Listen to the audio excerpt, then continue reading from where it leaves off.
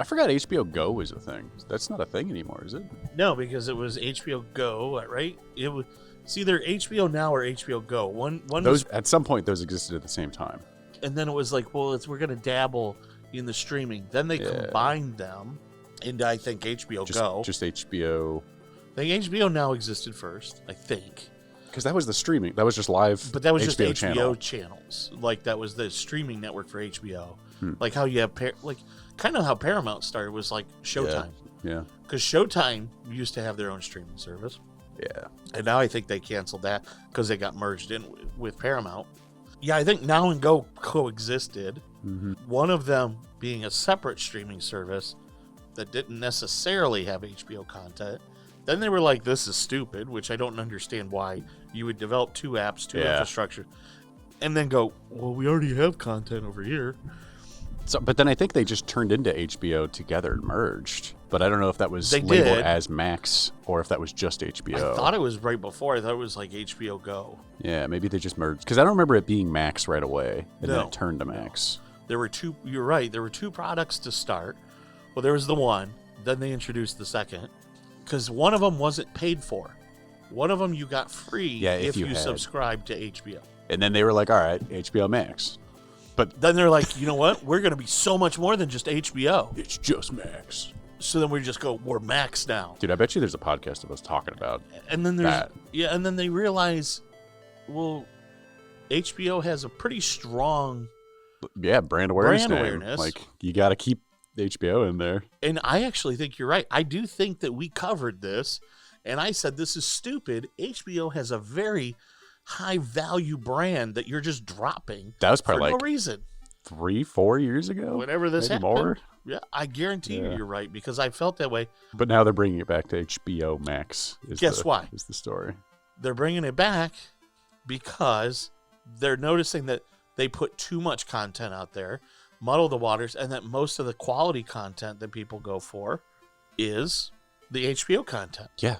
So that is their differentiator. Like, how freaking crazy. I get, like, you know, you having to play the market and you don't know where streaming's going. You don't know where live TV's going, that kind of thing. I understand the now and go aspect of this story, but going from HBO to Max to just Max dropping never made sense. HBO is your name. Yeah, that never made sense. And then they merged with Discovery with the whole Warner Brothers thing. Like, that was just a giant mess.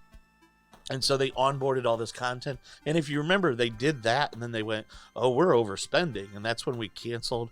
I do think there's a couple of shows that got salvaged from that. People bought for pennies on the dollar and are trying to put those into at least theaters and stuff. Really? I forget which two I heard specifically. Sorry. It's more the nerdy stuff. Like, as an example, I don't know that it's true, but like there was, I think, a He-Man thing or something that was like some of that stuff that got scrapped. There's some like superhero style movies that got scrapped that will live again. Huh. So welcome back to me calling HBO Max. What a stupid amount of money you spent. I'm just going to call it HBO because no one's watching HBO Live anyway. So just call it HBO. Take away the Max period. And that's the better part is on Max, you can stream HBO. Yeah. So like, just call it HBO. Call it a day. What if we just go with HBO to go? No. HBO Now? HBO minimum. I don't know if See, that's a lot happened since the last time we talked. Yeah. We got a new Pope. Yeah. Did you get your Pope trading card? What? I don't think I stuttered. Did you get your Pope trading card? Your Pope Leo trading card? No. That's pretty cool, though. Is it? What are his stats? How much HP does he have? Holier than thou. I don't know. Does he have any special moves, or is there a holographic version? It's a wicked thing you can do with that hat. Oh, yeah. 133,000 cards sold. Wow. At $8.99. Wow. $9 a card. A, who's selling these, and B, who's buying these? What do you mean who's selling these? Topps is selling them. Oh, really? Yeah, like legit? They're legit cards. This is a legit trading card from Topps. Huh. So. Oh my God, there is a holographic version. I don't know why this is news for you. This is wild, yeah. $8.99, you can get yourself the Pope trading card, Pope Leo trading card. And at $133,000, that actually is pretty notable. It's not the largest selling trading card, but it is number 2. Okay. They did do a Pope Francis one in 2013, by the way. They did, and they also did a Pope John Paul with John Paul the second. So yeah, 2005 to 2009. Wow. It was actually like, was it about 5 or 6 years, maybe 7 years ago, a JP2 sold for $1,800 on eBay. Jeez. Yeah. So this is that. You probably spent like $5 on that card, Yeah. but you got back $1,800 on your JP2. So if you're sitting on a John Paul II, might be time. By the way, this card looks way cooler than all the other Pope cards. Just saying. For Leo? Yeah. Has he got It looks like a baseball card. Oh, really? Like proper. Like it even has like kind of a newscastery sports banners and stuff at the bottom. Yeah, they all have that like, it looks like it's a broadcast style. Yeah. Sweet. So Pope Leo beats out Wembayamba, which is a basketball player. Oh. He had 113,000 cards sold. LeBron James, No way. 86,000 was his peak for one of his special edition I mean, cards. I guess like basketball cards aren't really popular, so I guess that kind of makes. And this is where I'm like, I think most of the people are always going to be like, yeah, well, they always started off as baseball cards, so like baseball people are always going to be. So it won't surprise you that the largest card sold was an MLB player. But actually, I think the person, and I'm going to say it doesn't surprise me. I'm looking at the name and I recognize it. That's how big it is. Yes. Yeah, okay. So And that's I know nothing about it. And you know it's nothing. Not even... I was like, at first I was like, I can't believe it. But of course you have Shohei Ohtani. Yeah. But also the Japanese love baseball. They do. So I do think this is inflated. And he's over here living his best life. Yep. Man, setting records left and right. An incredible player. So like you said, you know who he is. And I know nothing and about you know baseball. nothing about sports. I don't even know how the game works. Can you name a second player? In baseball? Yeah. Who is alive? I don't care. Well, I mean, like Babe Ruth and all that. Like, I know, like. All right, Babe Ruth. I know, like, guess big ones. I opened that one up. Alive, though? Sure, within the past 20 years. Well, I mean, King Griffey's hard to. That's because of his name, though. King Griffey Jr. That's 20 years, right? No. King Griffey was probably in the 90s. Probably 30-ish. Yeah. Later than that, though? So point proven on this Probably one. Like, not. that tells you Ohtani's name, right? Yeah. His household. It does blow my mind, though. Over 650,000 cards sold. Yeah. So Ohtani's got the number one position by a lot. But here we are. Number 2 is not a sports figure. Number 2 is the Pope. Number 2 is the Pope. I just think that's great. I mean, alone, like, I guess you could be like, look, the second best-selling card, but you look at, you're never going to hit Ohtani's numbers. No pun intended there, but you're never going to hit Ohtani's numbers. But the fact that he's beat out, 2 NBA stars and how many other people, he's number 1 in my book, apparently. Like, aside from the glaring obvious that 5 times more copies were sold for an actual baseball player. Crazy. Yeah. You know what we should do? We should play the intro and then talk about cheating in college.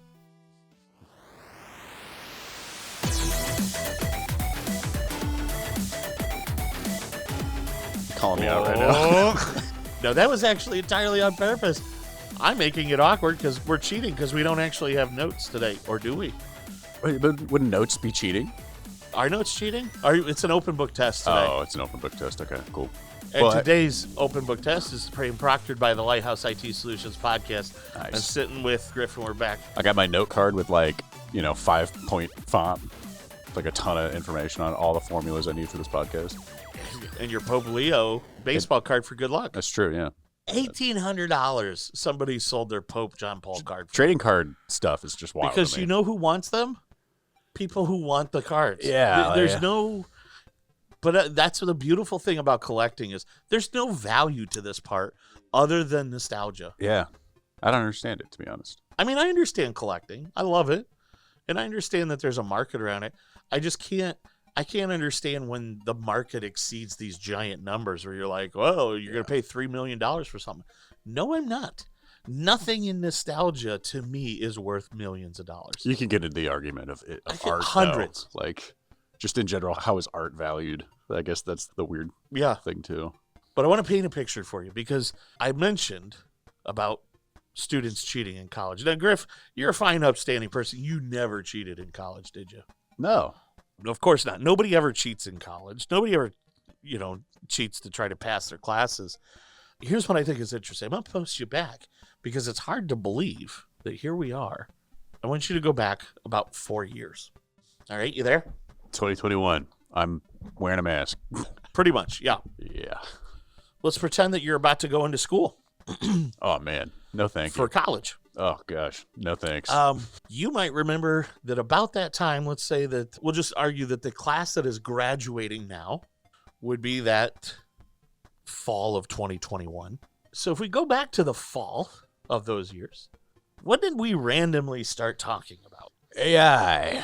Yeah, there was this new little thing we were talking about called ChatGPT. So making serious swings, and people are freaking out thinking that all their jobs are going to get taken. And rightfully so. Here we are 4 years later, everybody's job's been taken. What I think is cool, and the reason I want to go back, is that 4 years ago, effectively, because we're going back 4.5, we're looking at the introduction, like the debut of ChatGPT. Oh, yeah. So the freshmen that had ChatGPT to play with at their disposal are now graduating, starting to graduate. Went into college without knowing what this is, and then spent their entire college career utilizing AI, having likely. AI accessible. Yeah. So this is one of those first graduating classes that we're seeing where students that had access to ChatGPT are now starting to graduate.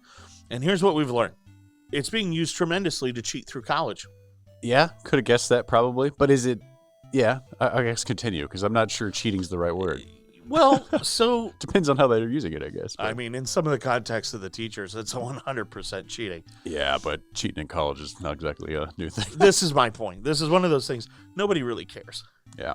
Comprehending the studies is the important part, so as this class begins to graduate, we're starting to see this battlefield create within higher ed where you're combating AI. And I know to some degrees high school too.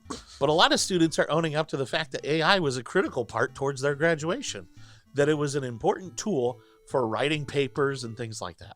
Now, in just 4 or 5 years' time, we have seen this dramatic shift in how AI is improving week by week. I mean, I've seen posts about, CEOs and stuff saying, if you're not into AI at all, we're not hiring you, kind of thing. So it's like, is it good that they're doing this? I got an email from somebody who said, hey, can you be on the lookout? Because this happens in a lot of the business community. For somebody looking for a prompt engineer. Yeah.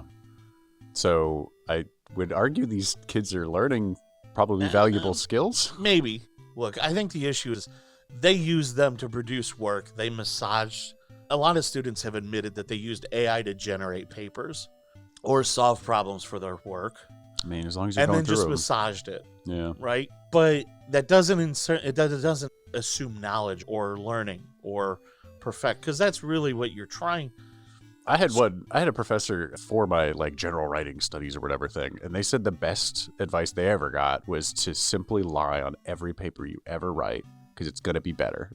And I was like, what do you mean? It's like, if you don't care about the subject, then it's going to, turn out to be a better paper. Well, because you're trying to think about things more. It's odd, but. And this is one of the things that one of the professors says that was talking about it in this article that I was reading, said, here's the deal. A lot of times it's not about the facts and figures. Yeah. A lot of times it's about the discovery and the problem solving associated with it. Yeah. Those papers weren't about factual stuff. It's more about learning and understanding about a topic and understanding how to solve a problem.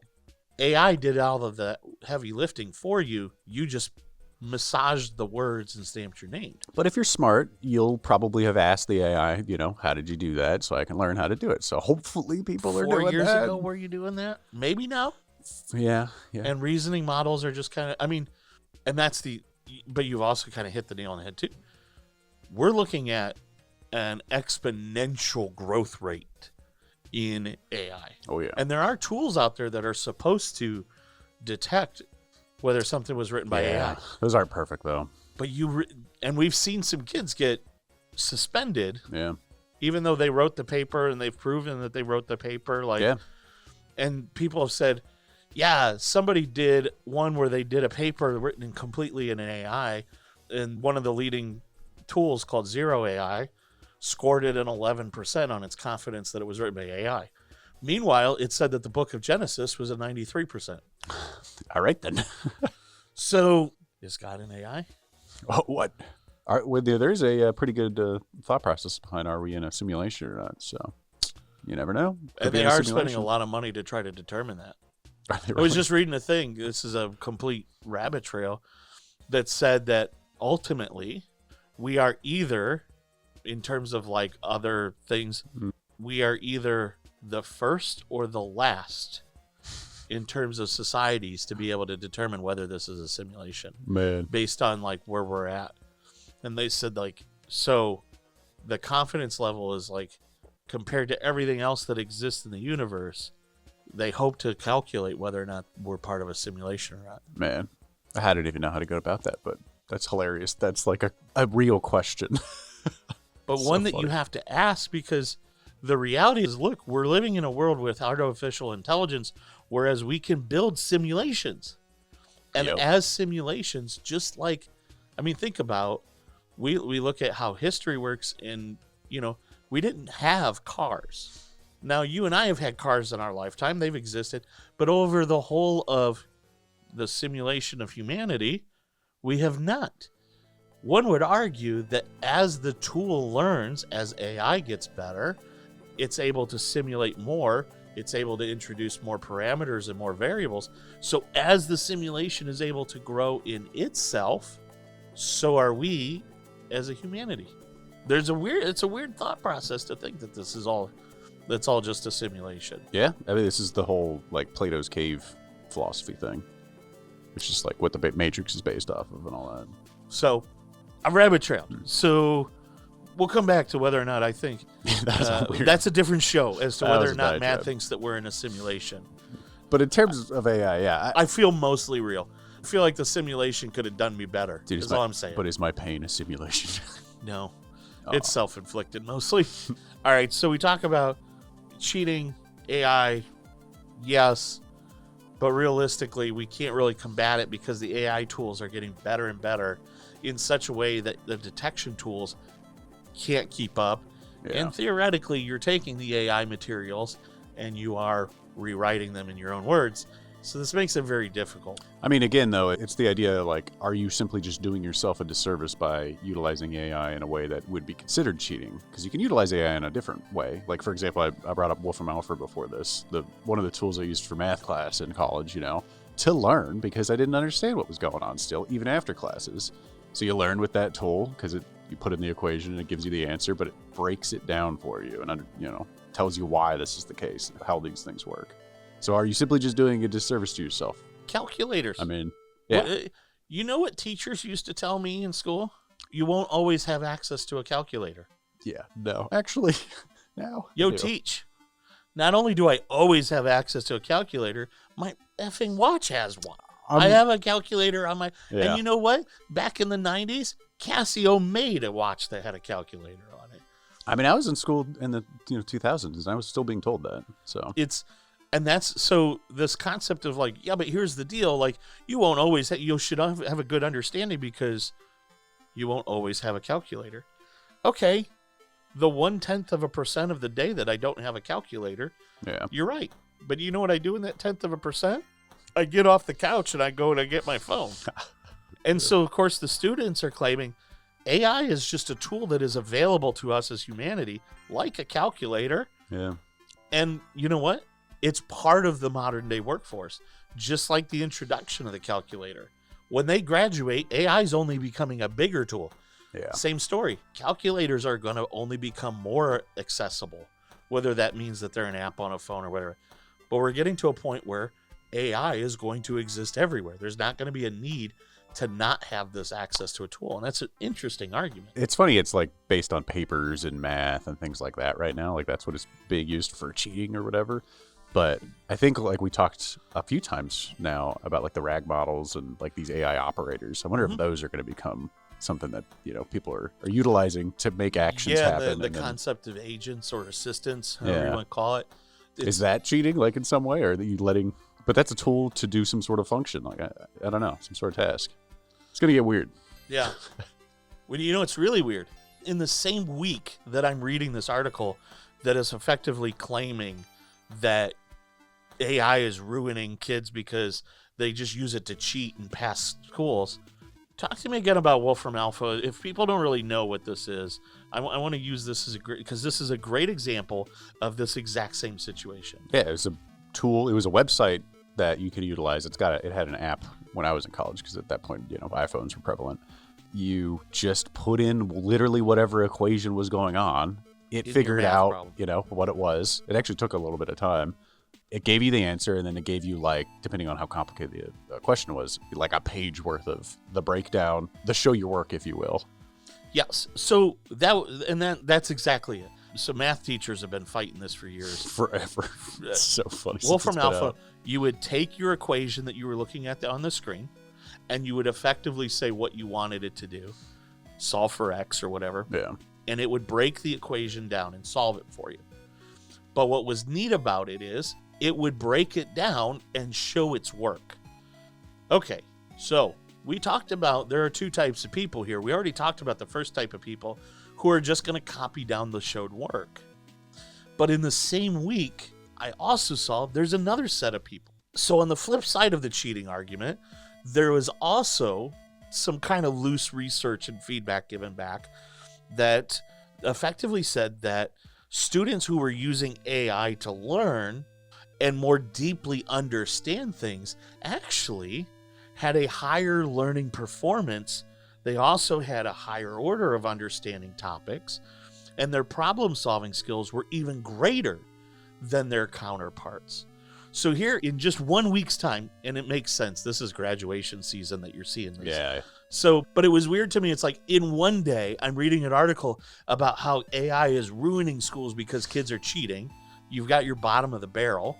But then on the next day, I'm reading an article about how kids who are leveraging AI to understand, because they didn't understand. Yeah. But then they ask the AI to explain it to them, and then they ask more questions. They all of a sudden have now I would argue that those people probably had higher learning potential anyway. I mean, self-motivated, yeah. Because they're already wanting to know the answer. Mm-hmm. So I would argue that this is just personalities anyways. But they showed that they had a better understanding of the topics than just somebody who knew. This is better than somebody who read the book and said, okay, these people that used AI had a better understanding of how it worked. And I love that you talked about, we've had this utility out here, this Wolfram Alpha that exists. It's the same story. I mean, this is more vague because literally you could use anything, but Wolfram Alpha is a great thing. If all you want to do is pass the class, Wolfram Alpha will help. If what you want to do is truly understand the work, Wolfram Alpha will help. Yeah.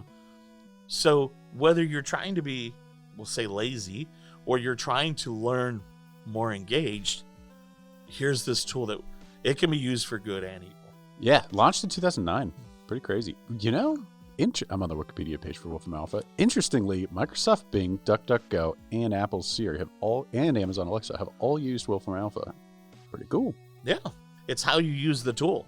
It's how you use the tool. It's if you told me like even 10 years ago, or maybe even 6 years ago now, that prompt engineer was going to be a job. That would have surprised me. I'd be like, what do you mean by that? But I remember in my one of my freshman classes, because I chose a tech job, basically a tech degree, they said that more than likely all of you will have a job, even just coming out of college, that does not exist right now. Like, it's possible. Yeah. Right? And that's very true. So much changes in technology in 4 years. So. And I don't know how you are on this. I'm in a weird spot where I don't know how this plays out. In my 20s, I was obsessed with technology. Things couldn't change fast enough. I had no problems adapting to change. Well, things are changing quick right now. I'm happy to say that for the most part, I still do like change. But I can tell myself becoming more resistant to, and I think a lot of it comes down to your ability to learn. In your 20s, you can learn quickly. Your brain is very sharp. I just don't know if it's because of the amount of knowledge that you amass through experience, not saying that 40-year-olds are smarter than 20-year-olds because we're smarter, but it's because we've gone through 20 years of experiences that our brains have stored. Yeah. And I liken it in my head to a solid state drive. There's only so many times your brain can read right, right, before you start getting some bad sectors. And I do wonder if that's because I would say that my excitement for technology is still there, but whereas I used to love, and maybe it's maybe the problem is it's faster now. When I started in this industry, they said that your knowledge of your job will effectively be replaced every 18 months. Yeah. So that meant that... Is that faster now, though? But this is a good question. 18 months, is that Moore's Law still technically, or is that... Because I know Moore's Law is about CPUs. I don't know where that statistic specifically came from. Yeah. And I'll be honest, it's because it's something that I learned in my 20s. We're 20 years later, but it was effectively said that in IT, in computers, that the way that computer technologies were going, the things you learn today in 18 months really won't be, you'll have an oversight. Everything will be different. Yeah, man. And I would argue that it's, there's some foundational things like your TCP IP stack and all that. Yeah, those are kind of always going to be there, but effectively your job is going to change and you look at cybersecurity. Yeah. When that conversation was happening, all of my customers back in those days hosted email servers inside their office. Yeah. Oh, and every user had local admin rights. Yeah. Pop-ups were this weird thing that people only got if they went to porn sites. Like, it's... Yeah. And now it's like, it doesn't matter. Somebody's always trying to get you now. Yep. Especially small businesses. So if everybody's always trying to get you, why don't I do this? Again, I want to go back to that start. Let's play a little bit of flashback game. Before COVID, we talked a lot about the dangers of BYOD, and we still do. Bring your own device. BYOD, bring your own device, is the concept of allowing employees to use personal devices for accessing your corporate resources. All right. There's a million reasons this is a bad idea. The biggest one is enforcing corporate policy is nearly impossible. If a company phone gets stolen, you have no regrets in erasing that phone, right? If an employee's phone, it's their personal device, gets stolen that has company data on it, what happens if it wasn't actually stolen? They just misplaced it, ATMs, and they find it, you triggered an erase, and now those pictures of their baby are gone. Yeah. I get it. They should be doing backups, blah, blah, blah. But it was their device, not yours. So it creates this, like, the concept of ownership when it's theirs. But in COVID, we had such a massive change that we had to do things quickly, and we had to break some rules, and people starting to go from working in an office to working remote. And not having then there was supply chain issues. Supply chain, not having enough of the devices. So you had to, So we made some concessions, and then now we're still kind of lazily in here. So the concept of BYOD is just this massive thing, massive discussion. But what we're actually seeing is, I was reading an article from a security researcher talking about this has led to a rise specifically in Apple devices. Before everybody says, I'm Android, so listen, I got some bad news for you. The reality is the same reason why people attack Windows devices is because there's a lot more of them, and they're more... It's just an easier target. Both are vulnerable. Both are very vulnerable. Android, arguably, because of the customizations that manufacturers make. More so, yeah. More so, and the fact that they just stop updating them.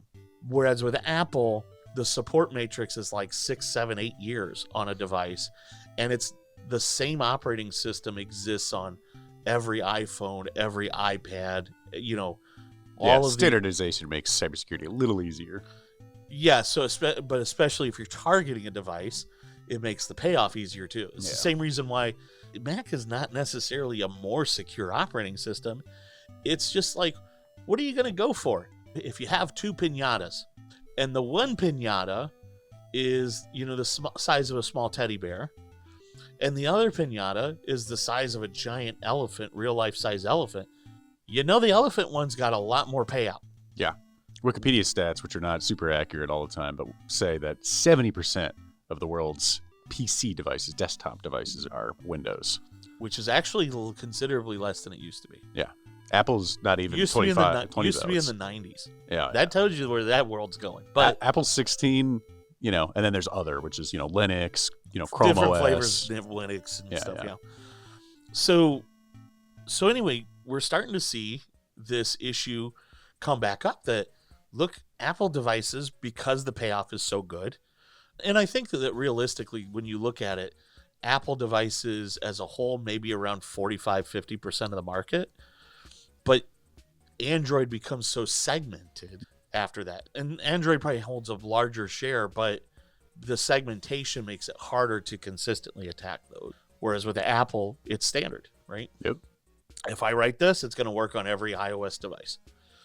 So that's what we're seeing, is that this iOS is being hotly targeted. And as a result, you're starting to notice Apple patching more vulnerabilities and having to respond. Good. It is good, but it also makes me nervous because as a company, they don't always, I don't like how they handle security updates, the disclosure process. They don't they don't tell you. They're like, you should update this because we introduced a new feature. No, you really should tell me that there's a 0 day that's being patched. This is a security update. You need I don't to care update. that you tell me what it is. Mm-hmm. You need to tell me that this needs patched now. Yeah. They're very lackadaisical on it. About 2 years ago, they did start doing that. Because before they waited until they had a feature well, and they to also hide had, it. We saw that they also had incremental updates. Yeah. Let's see if I got it. You might. I feel like one just came out. Yeah, I was gonna say I might probably do. Just never mind us, team. We're just looking at updates. Yeah, we just realized that neither one of us has looked at our this is the software update here. Bi-weekly check your updates on your devices. See, I actually have an update. Do you have an update? Mine's still loading. Yeah, 18.5. Yeah, I have to update. Because it's like this update includes Pride Harmony wallpaper for the lock screen, other features, bug fixes, and security updates. I'm going to assume mostly security updates. Oh, well, at 1.18 gigs, I hope the Pride Harmony wallpaper is not that big. Yeah. Well, speaking of cybersecurity breaches, man, it seems like we got a bigger one. Yeah, Coinbase, cryptocurrency provider Coinbase, breach found, except not a traditional breach. We thought, oh man, we're all worried in cybersecurity. I heard about this. This is social engineering. This is somebody bribed an employee, right? Actually, bribed more than just one employee. Oh, really? So May 15th, we find out, hey, look, a lot of data regarding Coinbase customers being exfiltrated. And it seemed like there was some question, like Coinbase is like, no, we weren't. Classic. And Classic crypto company. you were. And then all of a sudden somebody starts saying, hey, we want some money. And so they start being extorted. And they're like, we don't understand. And so, in a nutshell, you talked about social engineering, good old-fashioned bribery. Wow. Coinbase, loving to save a buck or two, leveraged some very low-cost overseas customer support teams. Threat actors figured out who these teams were and bribed them. And basically says, we'll give you this much money to just go ahead and download, export, and copy. And whether or not they were fully transparent with what they were doing or how they got in, that's still the question. Is they were paying them to do it, so it's very clearly a bribe situation. Whether or not they fully understood why they were doing it, like if they were portraying, somebody else or, a CEO or whatever, we don't really know too much, but the effectuality is this outsourced overseas customer support team. Or sorry, I don't think they were outsourced. I think they were just teams of people that were out overseas. Yeah. And without proper training to identify when a request should be reported, they just started saying, okay. And so they started downloading data, exporting it, copying it, screenshots, and sending it to where the threat actors wanted. Coinbase is a crypto wallet, right? Or is it or is it like an exchange too? Yeah, I think it's an exchange, yeah. Okay. Too. So yeah, there's some sensitive data in there. And so there's some parts, so anything that the customer support people could see, effectively they could exfiltrate. Yeah. They could get customer lists and things like Bank that. account information, I'm sure, yeah. To some extent, some of the wallet IDs, a lot of that was obfuscated. You'd have to be a little higher up the chain.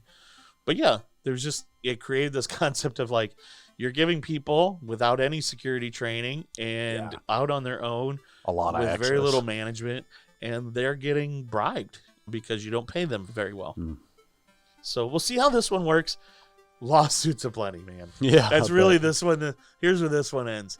There are so many people are like, I'm sorry, this wasn't even a breach. This is just that your team was so easily susceptible to bribes that my data got exploited. Good old-fashioned bribery. Well, I do have a follow-up, man. We talked a little bit about the 23andMe bankruptcy, and obviously that's concerning for cybersecurity, your genetic data being in the hands of 23andMe. Well, we now have somebody who's interested in buying that. And Regeneron Pharmaceuticals? Yeah. Never heard of them. You know, it's funny. Just before we came in to record, I was reading parts of this article. 23andMe was valued at $6 billion at one point in 2021. But Regeneron, after 23andMe has filed for bankruptcy, has bought them for $256. Just my gosh. All of that data, pennies. Yep. Pennies on the dollar. Yep. So crazy. And 23andMe obviously is the DNA testing service. But what's interesting is that Regeneron is going to continue the service. There's still obviously a lot of concerns of this company having all this data. It is a little nicer because there's the fact that they're probably going to be quite, careful with the data if they're continuing the service and that kind of thing. But obviously these privacy policies and whatnot still need to get reviewed and such. But they're also, as far as I can tell, also just keeping all the employees and everything from 23andMe. So that's kind of nice. Those people are keeping their jobs and whatnot. I do worry slightly that people will be opting in. Like, I think if you start using their service, you're going to want to read the agreement a little bit, because the big thing that my understanding with this company is that they're looking into genetics research. Yeah. So I think you will unwittingly, if you're not paying attention, be consenting to being part of a genetics research plan. So maybe that's a good thing. I'd like to reiterate then, there is a way still right now to go into 23andMe and say, I'd like my data out of your system. I'd like to either delete it or give it to me or whatever, so. But I mean, anybody new wanting to use the system. Yeah. I think you're consenting to that. Yeah. Maybe the old people are too, but I don't know what that looks like. And is this a good thing? Is this a bad thing? Yes. I mean, it's kind of both, right? Yeah. Like, they're going to use this to cure cancers, for instance, but they're also going to use it to overcharge you to cure cancer, and you had to pay them to be part of this program. I don't know. I'm really mixed on it. Yeah. I'm mixed too. It's going to be hard to tell whether or not this is a good thing. I mean, it's probably hard to even say it's a good thing, period, but is it neutral or is it bad? I don't know. But at least it is, an American company, so there are at least laws in America in terms of, how this data should be protected.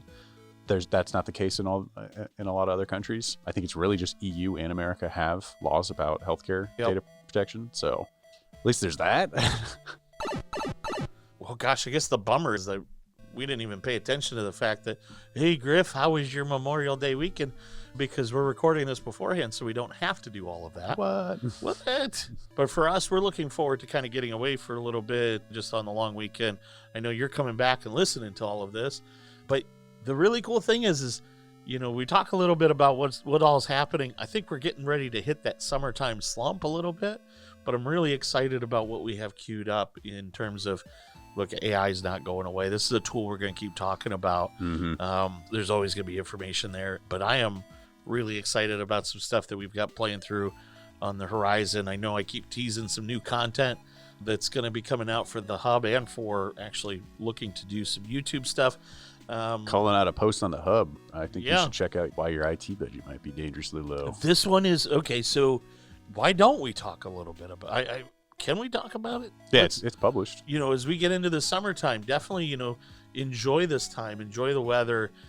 Better than relaxing. I know some people, podcast-wise, hey, you might have some more time in the car. We'll try and be funnier. I'll work on my stand-up material.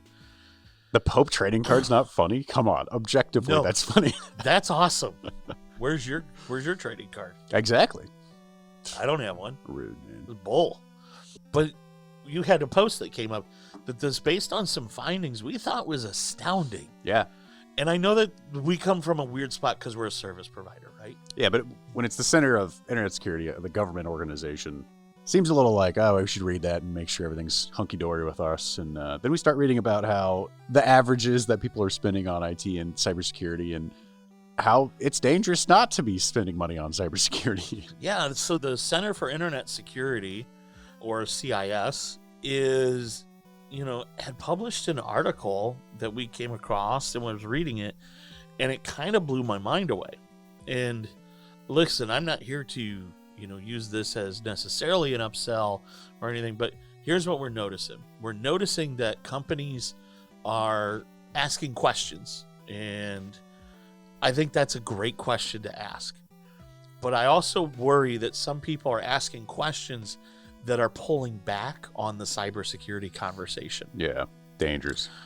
And I always maintain, here's the reason why Lighthouse doesn't decouple our security stack from things. If we feel like you need it, you should have it. Like, it's why it's an included component. You can't decouple it. We've had that conversation a couple times passing up internally. But I also know that in some of our peer groups, we're talking about this sort of like exhaustion. Some companies are now saying, okay, we survived COVID when we were all afraid of it, and almost as if they think cybersecurity is not important anymore. This document is incredible because it talks about, one, what your IT budget should be, and two, what your cybersecurity budget should be. And I think if we're being very honest with all of ourselves, we are all, obviously we're probably not, because we're literally an IT company, so our budgets are way skewed. Yeah. But we're all not spending enough on maintaining our infrastructures. And that's something that it kind of hit me, is that, it's easy to be like, well, I understand you don't have enough money for a server or but this is actually literally saying you should be spending 5% of your revenue should be allocated towards IT. So your software licenses, hardware, technical services, contracts, whatever, you should have 5% of revenue earmarked for IT. What is crazy to me is that 20% of that budget should be allocated to cybersecurity. Yeah. So 1/5 of your budget for IT should just be for cybersecurity. And I feel like that is probably a major increase for a lot of customers. It's spicy, but also the alternative is even spicier. But as I look at it and go, that can't be right. And then I look at what you could do. I sampled some budget sizes off of that. And I realized our consultancy side is saying, look, make sure that your computers are up to date. Make sure that your productive users have reliable equipment. Yeah. Make sure you're investing in switching. Like, you would actually see that your IT infrastructure would just hum. Yeah. Because now all of a sudden I'm looking at it, and if I'm looking at some sample customers of ours, right? Hey, we're replacing we're replacing switches now. We're replacing firewalls regularly. All of a sudden I look at it, we're not just looking at, oh, this device needs to be replaced because the company said it's EOL. We're actively engaging. And by actively engaging in upgrades, it means you're benefiting from performance increases without any downtime. Yeah. It's, maybe some downtime, replace equipment, but without any unscheduled downtime. Yeah. And so I love that you put together that article. I definitely encourage anybody, check it out on the hub. It makes a good case as to, look, your budget might be small. And we're not expecting anybody to just all of a sudden find that whole 5%. We know what this is, but it definitely will make you ask some questions. And it definitely caught me off guard. Hardware failures, because you don't want to replace a computer. You're going to ride that out till it fails. Well, in all of that, quote, convenience to get everything you could out of that computer, when that computer dies, that person is now without a machine. Yeah. And if it's a 6-year-old computer, that last year or two are probably losing efficiencies in that, exactly. with that labor. There's wear and tear on, at this point, most everybody's solid state, right? Yeah. There's wear and tear on the solid states, and they do get slower with age. Yep. Not to the effect that traditional spindle discs work. Don't get me wrong. It's nothing like that. Spindle slower, though. But they do wear.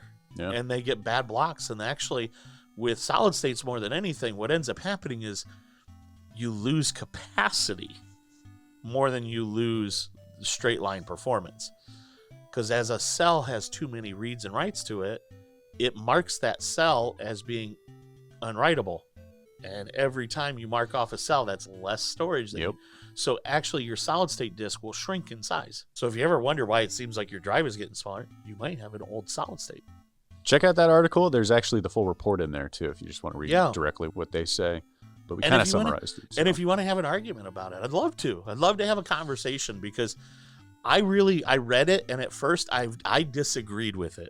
And that's somebody who is like, we should be selling more. Yeah. But I looked at it, I'm like, man, 5% seems really hard. And then I started thinking, everything I could do for customers, if they even just pushed a little bit over where they were at today, if they tried to move up to a 5%, I look at some customers who probably are pushing almost 5%, and their networks just hum.